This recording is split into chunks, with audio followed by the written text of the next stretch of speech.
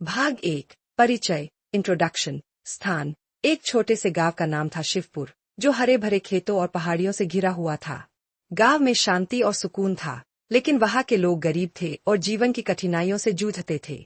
मुख्य पात्र कृष्णू, एक मेहनती लेकिन गरीब किसान जो अपनी मां के साथ रहता था। लालची सेठ, एक अमीर स्वार्थी व्यापारी जो गांव वालों का शोषण करता था। पड़ोसी सुधा, कृष्णू की मदद करने वाली एक समझदार और सहायक महिला। जादुई छतरी, वह छतरी जो कृष्णू की जिंदगी बदल देती है। पृष्ठभूमि कृष्णू हमेशा अपने खेतों में कड़ी मेहनत करता था, लेकिन उसके पास हमेशा जरूरी संसाधन नहीं होते थे। वर्षा ठीक से नहीं होती थी और खेती का उत्पादन कभी भी पर्याप्त नहीं होता था। उसका जीवन हमेशा संघर्षों से भरा था। वह मेहनत करता, लेकिन कभी भी खुशहाल नहीं हो पाता था। भाग 2 संकट द स्ट्रगल। कृष्णू का रोज का जीवन। कृष्णू सुबह सुबह उठकर अपने खेतों में काम करता था, जानवरों की देखभाल करता था, लेकिन उसके पास कभी भी इतना उत्पादन नहीं था कि वह अपने परिवार की पूरी तरह से देखभाल कर सके। वह खुश रहने की कोशिश करता, लेकिन हमेशा कुछ न कुछ कमी महसूस होती। लालची सेठ का शोषण। गांव में एक अमीर व्यापारी था, लालची सेठ, जो गांव वालों को कम कीमत पर उनकी उपज खरीदता था।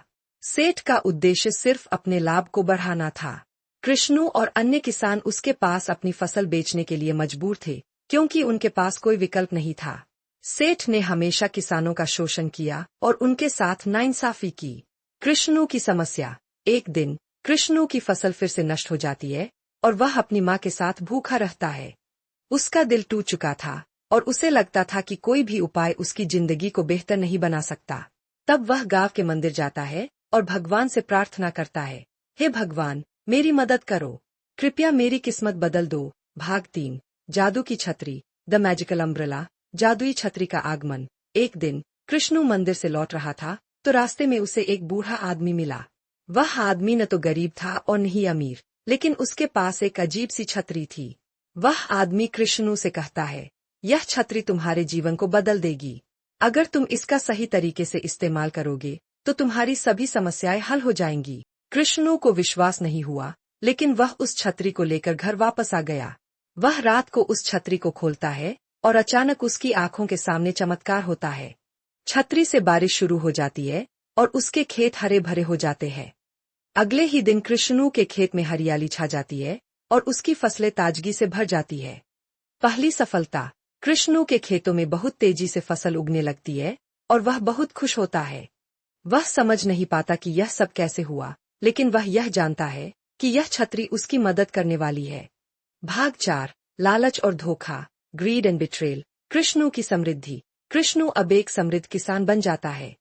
उसकी फसलें हर मौसम में बेहतरीन होती है और उसकी आर्थिक स्थिति सुधरने लगती है। वह गांव के बाकी लोगों की मदद भी करता है और उन्हें सही कीमत पर अपनी उपज बेचने के लिए प्रेरित करता है। लालची सेठ की ईर्ष्या। लालची सेठ, जो कृष्णू के अचानक समृद्ध होने से चौंक गया था, उसे शक होने लगता है कि कृष्णू के पास कुछ रहस्यमय तरीका है। वह कृष्णू से छतरी के बारे में पूछता है, लेकिन कृष्णू कुछ नहीं बताता। सेठ के मन में लालच पैदा हो जाता है और वह किसी भी तरह से वह छतरी हासिल करना चाहता है। लालची सेठ की चाल। लालची सेठ कृष्णू को धोखा देने के लिए एक योजना बनाता है। वह कृष्णू को बड़ी रकम का लालच देता है और कहता है कि वह छतरी को बेच दे, क्योंकि इससे कृष्णू को और भी ज्यादा पैसा मिल सकता है। कृष्णू, जो विश्वास करता है कि सेठ मदद करेगा, अपनी जादुई छतरी बेच देता है। भाग 5 परिणाम और सच्चाई कॉन्सिक्वेंसेज एंड ट्रूथ। सेठ का धोखा। सेठ ने छतरी को अपने पास रखा और उसका गलत उपयोग करना शुरू कर दिया। वह छतरी से अपनी संपत्ति बढ़ाने की कोशिश करता है, लेकिन जल्द ही वह इस जादुई छतरी के दुरुपयोग के कारण संकट में फंस जाता है। छतरी के वादे के अनुसार वह कभी भी अपनी लालच से संतुष्ट नहीं हो पाता। कृष्णू की समझदारी। जब कृष्णू को यह पता चलता है कि छतरी सेठ के पास है और वह उसका गलत उपयोग कर रहा है, तो वह अपनी ईमानदारी और मेहनत के बल पर फिर से समृद्धि प्राप्त करता है। कृष्णू सीखता है कि जो चीज मुफ्त में मिलती है, उसे सही उद्देश्य से इस्तेमाल करना चाहिए। कहानी का संदेश। कृष्णू समझता है कि जीवन में मेहनत, ईमानदारी और दूसरों की मदद से ही सच्ची सफलता मिलती